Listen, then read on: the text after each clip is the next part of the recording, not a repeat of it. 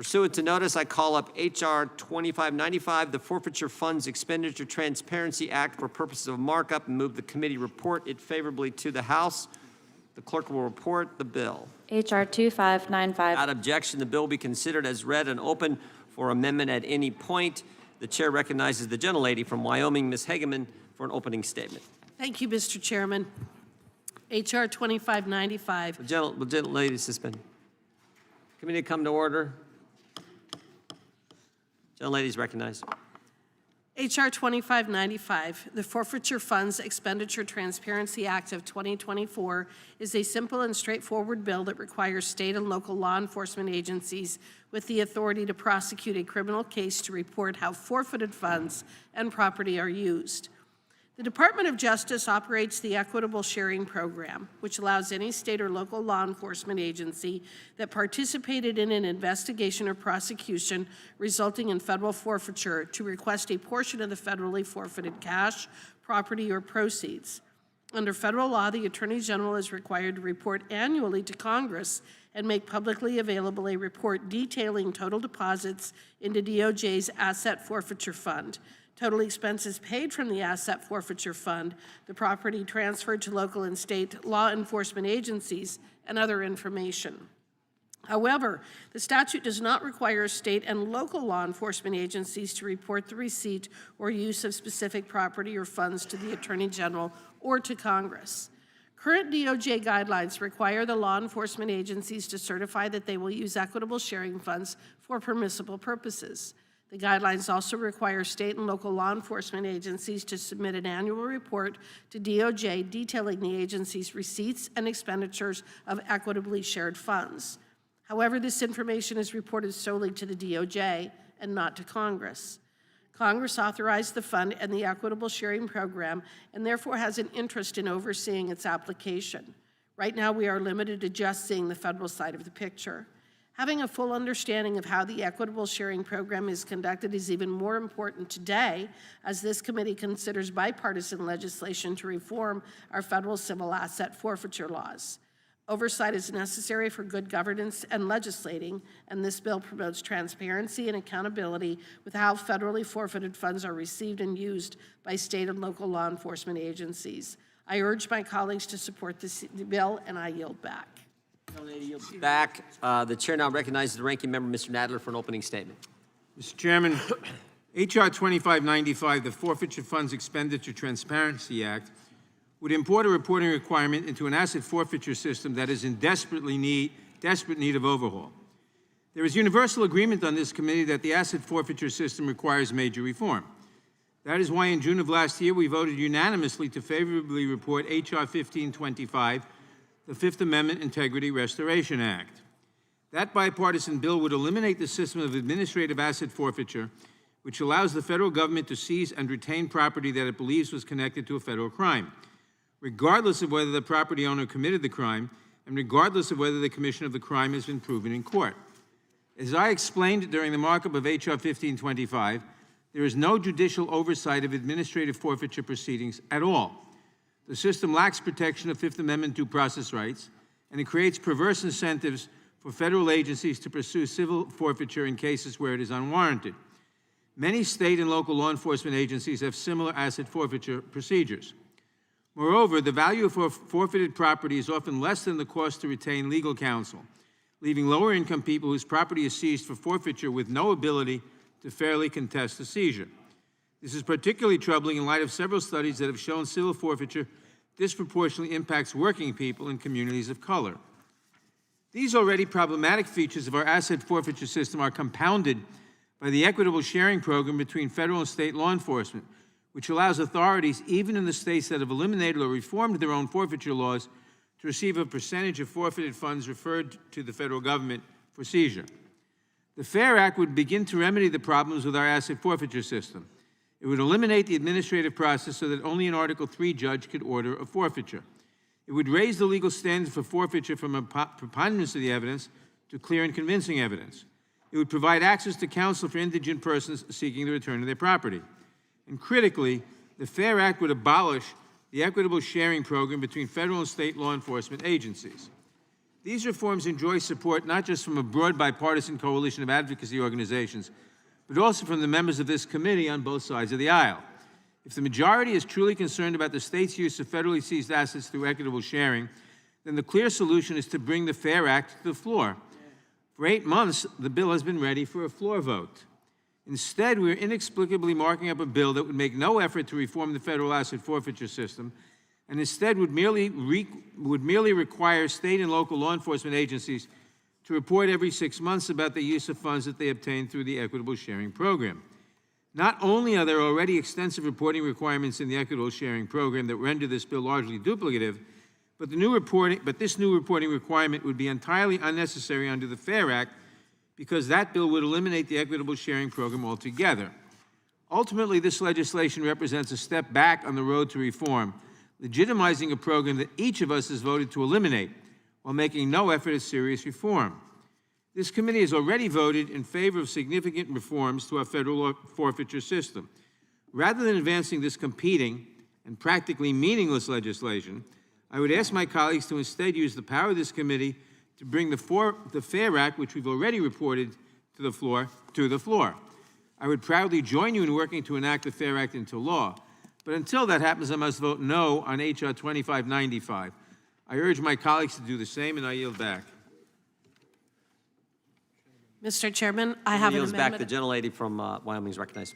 Mr. Chairman, I have an amendment at the desk.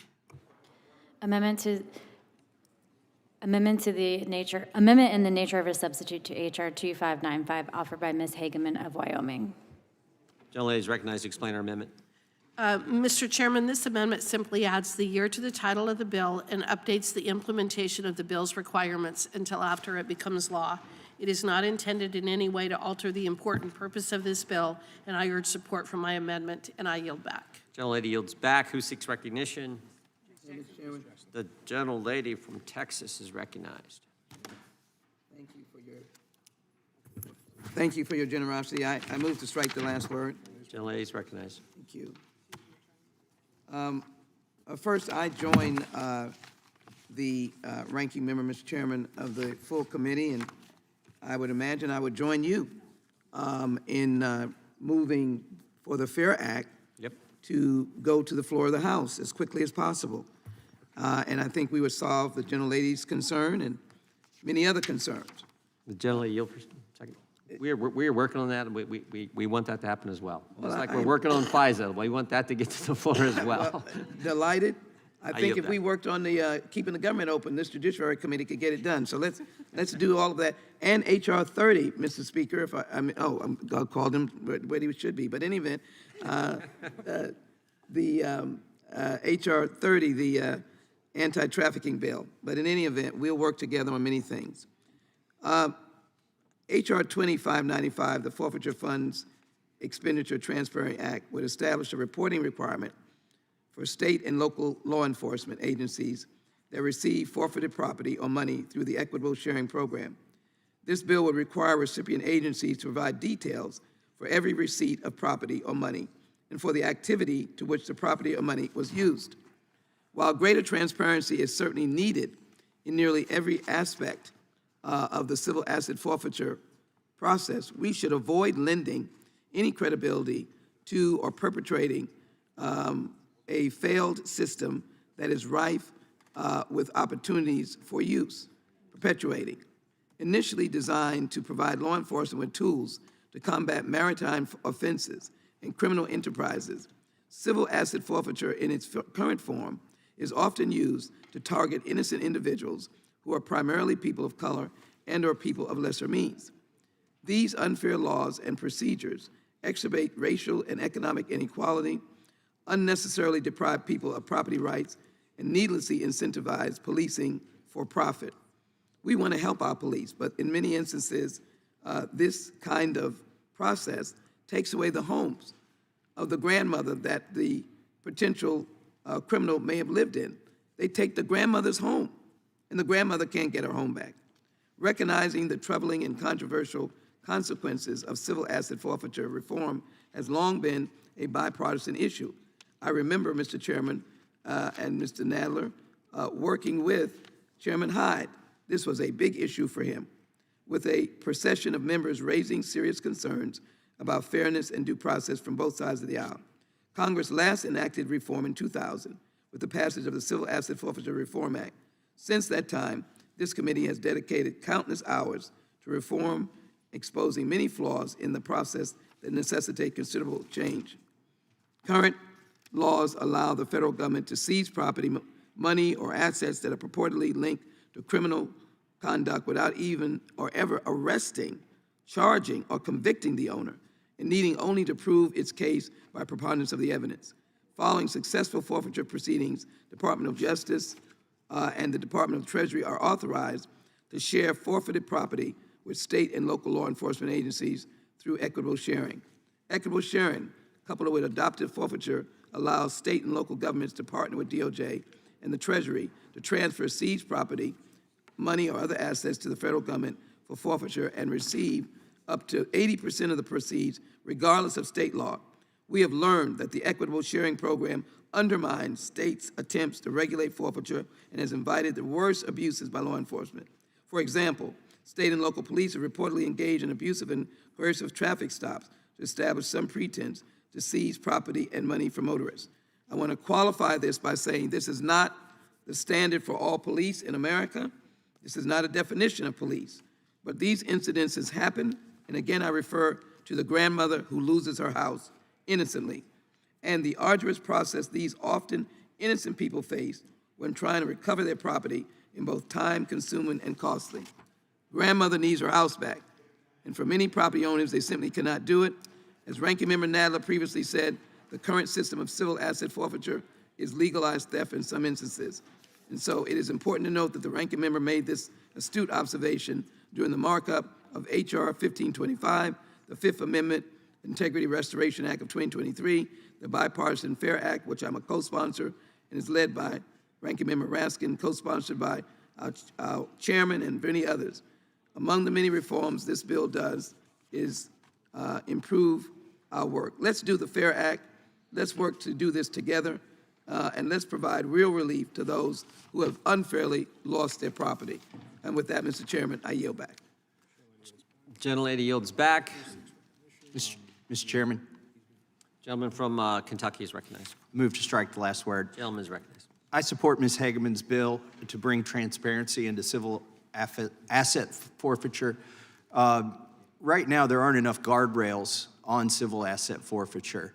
And because of that, there's a perverse incentive, I think, to over-investigate, to basically do the traffic stops, as Ms. Jackson Lee was talking about, because the inequitable thing about it is they can keep your property even if there's not a prosecution. And the effort that's required is sometimes insurmountable to get your property back.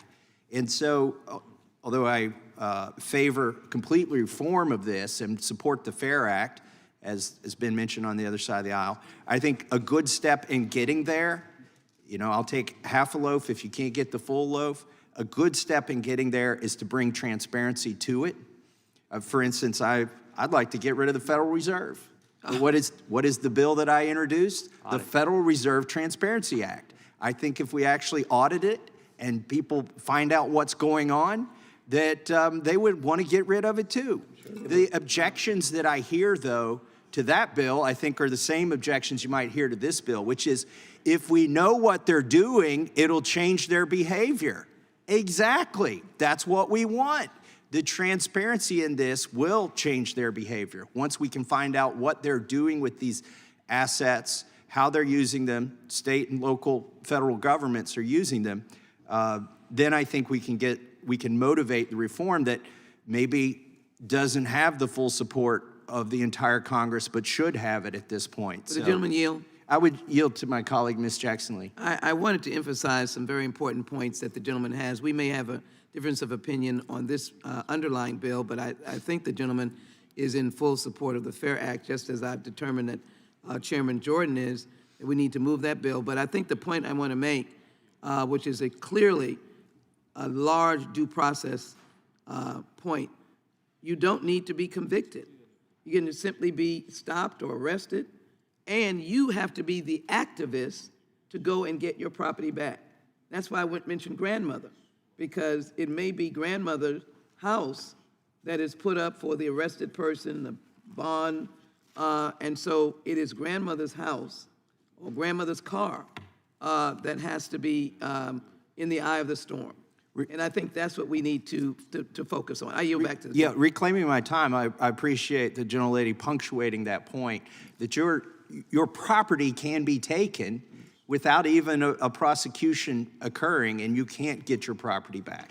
So I do support the FAIR Act to restore the Fifth Amendment, which basically says the government can't take your property without compensating you for it. But that violations of the Fifth Amendment are happening. I think if we have transparency into this, it will motivate even more support for the FAIR Act, and that's why I support Ms. Hageman's bill. And I yield to Ms. Hageman. Thank you, Mr. Massey. And just very briefly, I also agree that we should do away with civil asset forfeiture entirely. But until we do so, this is one of the incremental steps in that direction. And I appreciate the comments made on both sides of the aisle in relation to this particular bill. And I request the support of everyone here. And with that, I yield back to Mr. Massey. I thank you, Ms. Hageman, and I think it's important for everybody to understand you are offering this bill sincerely and not as a placebo and not as a way to avoid the reform or elimination of civil asset forfeiture, but as a way to get closer to that. And so that's why I hope that everybody on both sides of the aisle will support this. And I yield back to Chairman. Gentleman yields back. Well said. Gentleman from Maryland. Thank you, Mr. Chairman. I won't use the whole 5 minutes, I promise. It's all yours, man. You got all 5 if you want. I did want to say this, though, because I appreciate the gentlelady's goal here. I support the information that she wants to target. And my colleague from Kentucky, I certainly appreciate that point, too. But the only thing I would say on this is that this is not a transparency problem, because what you have here is local law enforcement, police departments, prosecutors, and the like. And I've been in that world. They're not trying to hide the fact that they're seizing all these, cars and houses and guns and drugs and cash. They do press conferences and spread it out on the table and say, these are the things that we seized, because they're proud of it. And not only that, they brag to their taxpayers, and taxpayers love this, by the way, and say, see, I paid for X% of my prosecutors or police officers using these forfeited funds. And not only, on top of that, some departments actually paid salaries for, whether it's police, prosecutors, they buy weapons, they buy vests, they buy, materials for the police officers. And generally speaking, many Americans think this is a great thing. So, I think if we really want to get to the point, and I take the point about the lack of guardrails, that's really where we have to go, because it's not a transparency and accountability issue from the standpoint of how law enforcement views this. They think it's the best thing since sliced bread, and they're happy to tell people about it. Would the gentleman yield? I will. I just want to confirm what the gentleman said. We had a local sheriff who at the county fair would display everything he had seized. But he would first paint it in what we called Bill Lewis gold. It was Sheriff Lewis, who's since passed away. So otherwise, the best sheriff we've ever had. But he would paint the bass boats, the jet skis, the RVs, all in the sheriff's colors, and bring them to the county fair and show that everything that he had seized. And that was, some people thought that was good and some people thought it was bad. But I do think if we could know how pervasive that is and collate it and bring all of that combined, how many assets are being seized, if we could have a better understanding of how much that's going on, I don't think it would hurt. I yield back to the gentleman. I appreciate that, and I must say that your local sheriff was much more creative than we got in Maryland. That's the next step. But in all seriousness, though, I appreciate the goal here, but I really think the FAIR Act is where we need to go. I think we really do know what the problem is at this point. We know that it has a negative impact on low-income communities because they can't afford to hire the lawyer to get the car back and to go into the litigation. I've been on the wrong side of, when they're taking houses and other assets and certain types of litigation, criminal litigation, that breaks down into administrative litigation, because, as was said earlier, prosecutors don't even have to go forward with the prosecution to seize the assets. So I take the points, but I really think that the FAIR Act is where we need to go. I think we really know that this is a problem, which has been well expressed on both sides of the aisle, I think, in this debate. And the solution has to be, in my view, to curtail the ability for law enforcement to do these. So I'm going to oppose the bill, but I support the goal, especially in the context of the overall FAIR Act. And with that, I yield back. Gentleman yields back. The gentleman from Arizona is recognized. Thank you, Mr. Chairman. I rise in support of this bill. I think it's a good step. And in particular, I also want to draw attention to an important thing. We have on our committee today a gentleman who is 1/4 his actual age, stated age, a birthday that comes around only once every 4 years on Leap Day, and that's the gentleman from Virginia, Mr. Klein, and I want to wish him a sincere happy birthday. Thank you, Mr. Klein. This would be number 7 or 8, which is You're only 12? 14? 13? Yeah. I love it. Are you eligible under the you must be 25? Gentleman yields back. The question occurs on the adoption of the amendment in the nature of a substitute. This will be followed immediately by a vote on reporting the bill. All those in favor say aye. Aye. Those opposed, no. no. In the opinion of the chair, the ayes have it, and the amendment in the nature of a substitute is adopted. A reporting quorum being present, the question is on favorably reporting the bill as amended. All those in favor say aye. Aye. Those opposed, no. No. In the opinion of the chair, the ayes have it. Request the yeas and nays. Gentleman from Maryland requests the yeas and nays. The clerk will call the roll. Mr. Jordan? Yes. Mr. Jordan votes yes. Mr. Issa? Mr. Issa votes yes. Mr. Buck? Mr. Gates? Mr. Gates votes yes. Mr. Biggs? Mr. Biggs votes yes. Mr. McClintock? Mr. McClintock votes aye. Mr. Tiffany? Mr. Massey? Mr. Massey votes yes. Mr. Roy? Mr. Roy votes aye. Mr. Bishop? Mr. Bishop votes aye. Ms. Sparks? Mr. Fitzgerald? Mr. Bentz? Mr. Bentz votes yes. Mr. Klein? Mr. Klein votes aye. Mr. Armstrong? Mr. Gooden? Mr. Van Drew? Mr. Van Drew votes yes. Mr. Nels? Mr. Moore? Mr. Moore votes yes. Mr. Kiley? Ms. Hageman? Ms. Hageman votes yes. Mr. Moran? Mr. Moran votes yes. Ms. Lee? Mr. Hunt?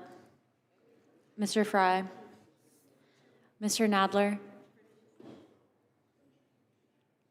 Ms. Lofgren? Ms. Jackson Lee? Ms. Jackson Lee votes no. Mr. Cohen? Mr. Johnson? Aye. Mr. Johnson votes aye. Mr. Schiff?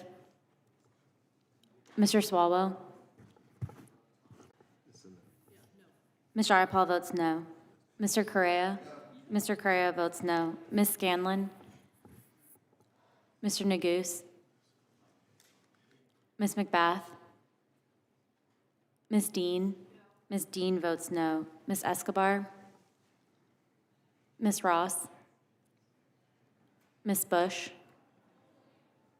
Mr. Ivy? No. Mr. Ivy votes no. Ms. Ballant? Ms. Ballant votes no.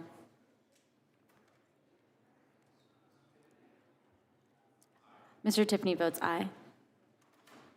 Oh, Mr. Nadler? Mr. Nadler votes no.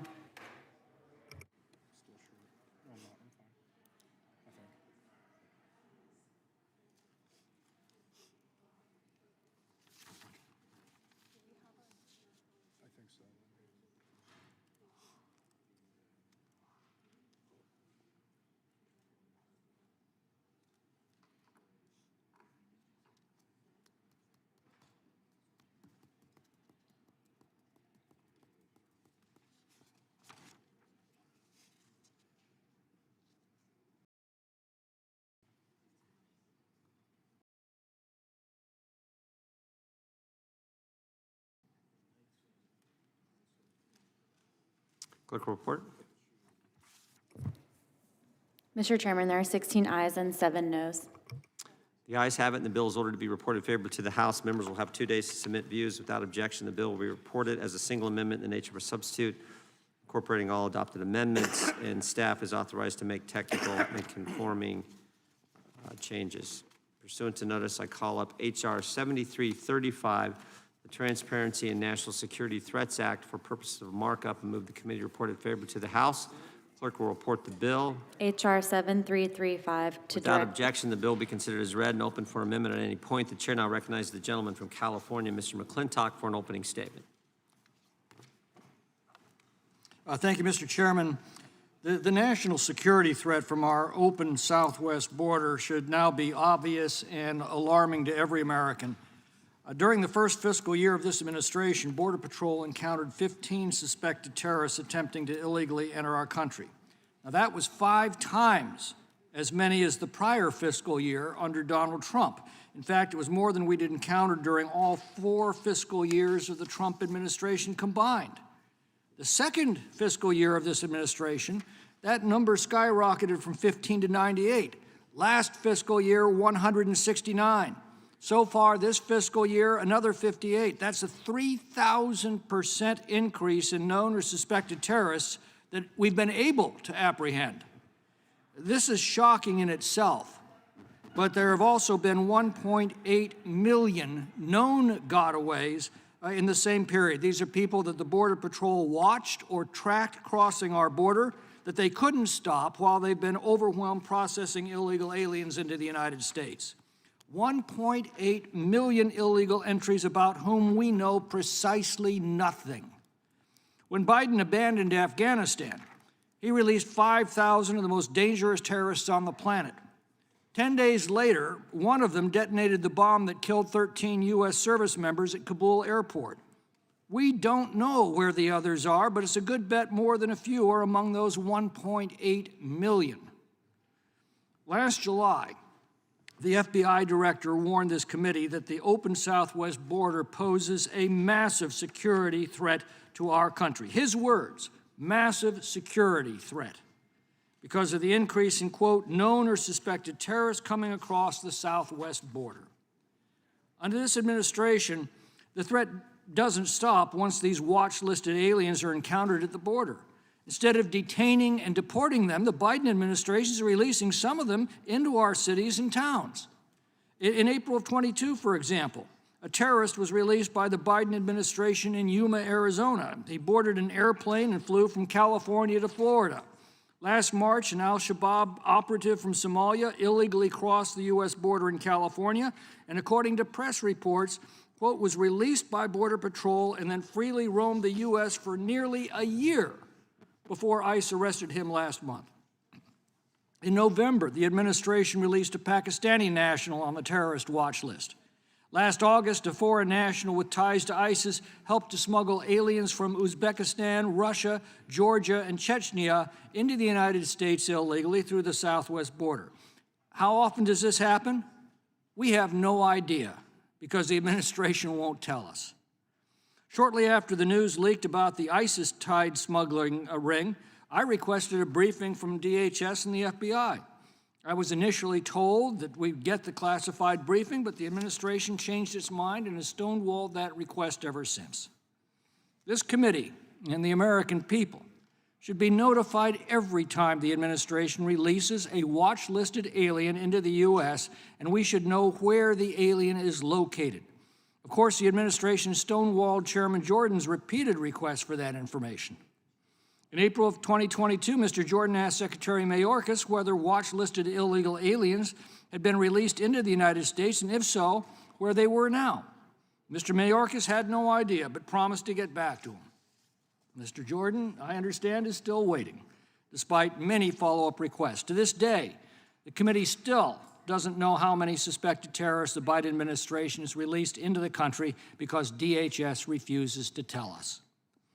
A large portion of the illegal population flooding into our country is military-aged single males. We know nothing about the gotaways, and without documentation and confirmation of that documentation from their home countries, We know nothing about those that the Border Patrol does encounter. The Border Patrol has to take their word, even for their names and ages. They can board U.S. aircraft with their arrest warrant, their notice to appear, as their only identification. My greatest fear is that someday, perhaps someday soon, we will suffer a coordinated terrorist attack throughout the country by elements that have already been allowed to enter our country.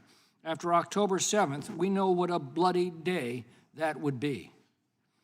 The Transparency and National Security Threats Act requires the Attorney General, in conjunction with the DHS Secretary, to provide this committee with the categorical and alien-specific information regarding watch-listed aliens encountered by DHS. It also requires that the administration make public each month the number of illegal aliens encountered at the border from each foreign country, information that is currently unavailable to the American public. I'm pleased to have worked together with the minority on this legislation. I appreciate the input that they've provided. I look forward to this bill being signed into law either by this president or the next. I urge my colleagues to support the bill, and I'll yield back the balance of my time.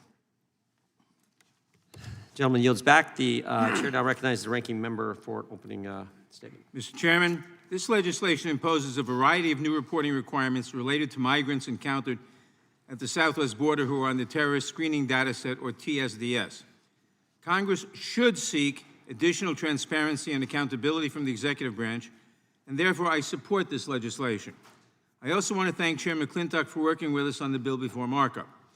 Although I support obtaining the information required under the bill, I hope that it does not serve as an invitation for my colleagues to scare the public, demonize immigrants, or score cheap political points. The majority seems to send almost daily letters seeking the file of a new migrant from the Biden administration to feed their false narrative that immigrants are a threat to our communities. This bill appears to be an effort to short-circuit that process. I would note that while I am always sympathetic to those seeking to conduct oversight, the majority may have had more success seeking these files if they had not released a public report that contained detailed information from the confidential file of an unaccompanied child, in clear violation of the expectations under which they were given access to that information. As we mark up this legislation, I think it is important to give context to the TSDS. The number of migrants encountered that are listed in this database has indeed increased significantly in recent years. The majority repeatedly cites this figure to present a misleading impression about the threat these encounters pose to our communities. When digging into this data, however, a far more nuanced picture is revealed, one that gets lost in the Fox News talking points that we regularly hear. In fact, I think much of the data being sought in this legislation will prove that point. First, as Customs and Border Protection publicly states, quote, TSDS originated as the Consolidated Terrorist Watch List to house information on known or suspected terrorists, but has evolved over the last decade to include additional individuals who represent a potential threat to the United States, including known affiliates of watch-listed individuals, unquote. As a result, the TSDS is a database that includes millions of people, including family members of suspected terrorists and individuals on various government watch lists. In addition, because of the expansive nature of the list, many times apprehended individuals are flagged as being on the TSDS by mistake because they share a common feature with someone on the list, like a name or birth date. Second, all migrants on the TSDS who are encountered are apprehended, identified, and given additional vetting. Third, while the nationalities of those apprehended on the TSDS is considered classified, it has been stated publicly that there is a direct correlation between the increased migration from those in the Western Hemisphere to the border and the increase in the number of TSDS encounters. As the Washington Examiner noted, of 27 so-called terrorists, in quotes, apprehended at the border in a 6-month period in 2022, 25 of those were from Colombia, a country not known to be a hotbed of terrorist activity targeting the United States. The Revolutionary Armed Forces of Colombia, also known as FARC, was designated as a foreign terrorist organization by the State Department in 1997, but they were de-designated in 2021. However, anyone who is a member of FARC or an affiliate, an organization that never sought to attack the United States, will be considered a terrorist in the TSDS database. There has been a significant increase in Colombian migration to the southern border over the last 3 years. Roughly 10,000 Colombians were apprehended in FY 2021, compared to over 165,000 apprehensions of Colombian nationals last fiscal year, a more than 15-fold increase. This means that the number of people in the terrorist database is likely to be highly exaggerated and includes many people who pose no actual threat to the United States. I hope that the information collected under this legislation will help us have a debate about immigration that is rooted in fact, not demagoguery. With that being said, I support additional transparency and Congress appropriately asserting its oversight function. Therefore, I support this legislation. I encourage my colleagues to do the same, and I yield back the balance of my time. Gentleman yields back. Without objection, all of their opening statements will be included in the record. Chair now recognizes the gentleman from California for the purpose of offering an amendment in the nature of a substitute. Mr. Chairman, I have an amendment at the desk. The clerk will report the amendment. Amendment in the nature of a substitute to H.R. 7. Without objection, the amendment in the nature of a substitute will be considered as read and shall be considered base text. For the purpose of amendment, the chair now recognizes the gentleman from California to explain the amendment. The amendment just makes a small technical change on page 3. It doesn't change the substance of the bill, and I yield back. Gentleman yields back. Who seeks recognition? Gentlelady from Texas. It's a good thing, Mr. Chairman, that President Biden is at the border. I want to correct the record and make sure it is known that the president has been to Texas and been to the border before. Those of us who are Texans probably cannot count the times that we have been. And certainly as I served on the Homeland Security Committee and this Judiciary Committee and been on the subcommittee on immigration from the time I became a member of this committee, which with great pride I can say was in the 1990s, realize the important responsibility that we have. And data is important to that responsibility. I'm always sensitive to the question of due process, and I'm one of those that feels that you do not lose your due process rights on your status. It is constitutionally grounded. But I do think if we can come together around facts and data and information, which I know will be helpful to the White House and to the administration's determination as they prepare to add to their policies. One of their policies was the Southern Border Supplemental, which our members on this committee could help by encouraging the passage of that legislation. The delay of it has just made the situation worse. But I do think this legislation by the gentleman from California, the Transparency in National Security Threats Act, again, with my Homeland Security hat on, is an important addition to information and knowing who is crossing, who is coming. Since as I've seen the border, I'm watching families, I'm watching women and children, I'm watching dads with 2-year-olds, toddlers on their heads, I'm watching elderly persons struggling to make it across, all believing that this is their horizon for survival and success, all looking to America as a new miracle in their life. I can't distort or change what vicious cartel leaders may have done, coyotes and others, stories that go rampant in our South and Central American countries. But I do know that the definition of migrant should not be a widespread definition of terrorists. And so the idea of determining with this particular legislation crossing the border and whether they are on the terror screening database, the TSDS, as well as requiring the provision of a detailed report to House and Senate Judiciary will be important for us continuing our oversight responsibilities, which I'd like to say to Republicans and Democrats, we basically did not complete our task. We were the leaders on immigration reform. We couldn't get our full House and Senate. Sometimes we got the House, sometimes the Senate, never get them together to get real immigration reform. And therefore, we have not had it since Ronald Reagan, some would say in 1986. So I would like to support this for the basis of truth, and that under TSDS, we know that we may find FARC members and others who are here to just make a buck and do more harm to the nations that they come from. But it'll allow us to design an immigration package, Mr. Chairman, that may effectively define who is desperately trying to reach America and what do we do to be able to stem the tide, but to be the nation that so many of us, my constituents, who have come over as immigrants, and many of whom who have not come from the southern border, came first illegally. I remember as I close, the stages of many Polish sitting in this room, the Irish sitting in this room, who were unstatus and were seeking relief.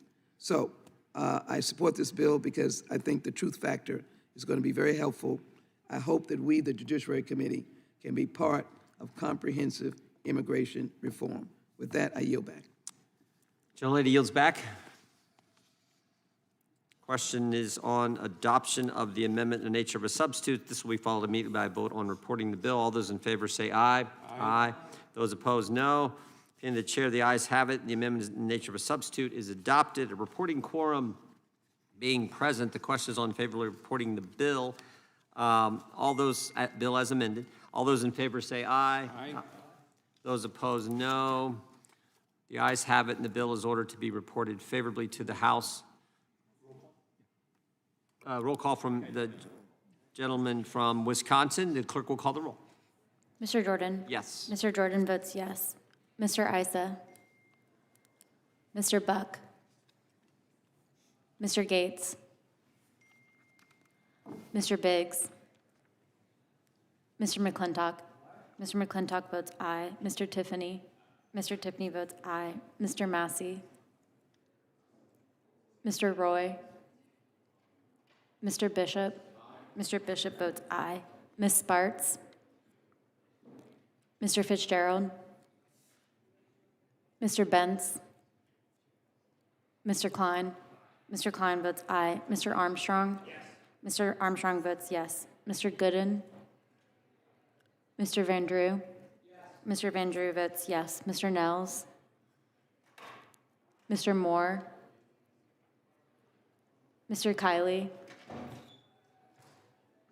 Ms. Hageman? Mr. Moran? Ms. Lee? Mr. Hunt? Mr. Fry? Mr. Nadler? Mr. Nadler votes aye. Ms. Lofgren? Ms. Jackson Lee? Ms. Jackson Lee votes aye. Mr. Cohen? Mr. Johnson? Mr. Johnson votes aye. Mr. Schiff? Mr. Swalwell? Mr. Swalwell votes aye. Mr. Liu? Ms. Jayapal? Ms. Jayapal votes aye. Mr. Correa? Mr. Correa votes aye. Ms. Scanlon? Mr. Neguse? Mr. Neguse votes aye. Ms. McBath? Ms. Dean? Ms. Dean votes aye. Ms. Escobar? Ms. Ross? Ms. Bush? Mr. Ivy? Mr. Ivy votes aye. Ms. Ballant? Ms. Ballant votes aye. Mr. Benz votes yes.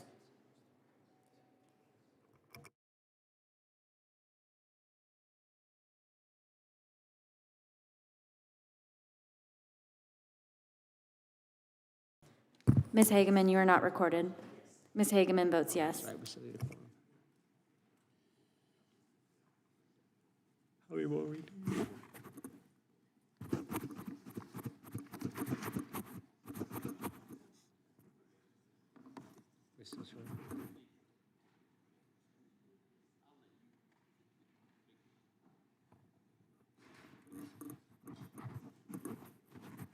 Gentleman from California. Mr. Issa votes yes.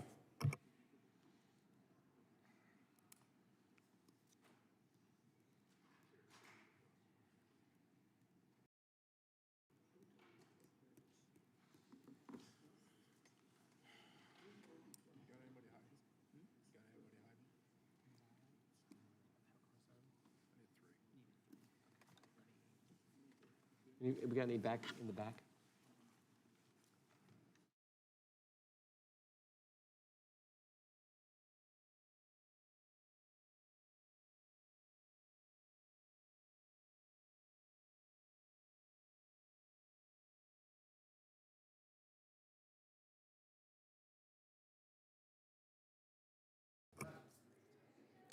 Mr. Massey votes yes.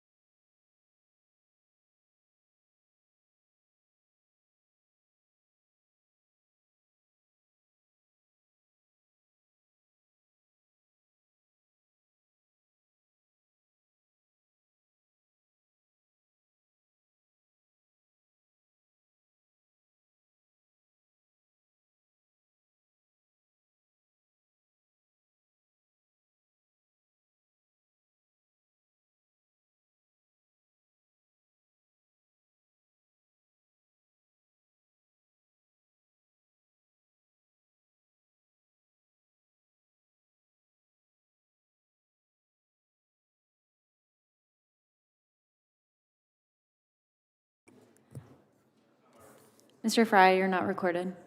Mr. Fry votes yes.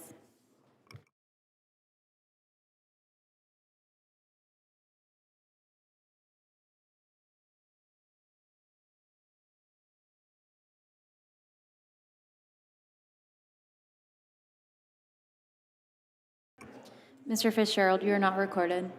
Mr. Fitzgerald votes aye.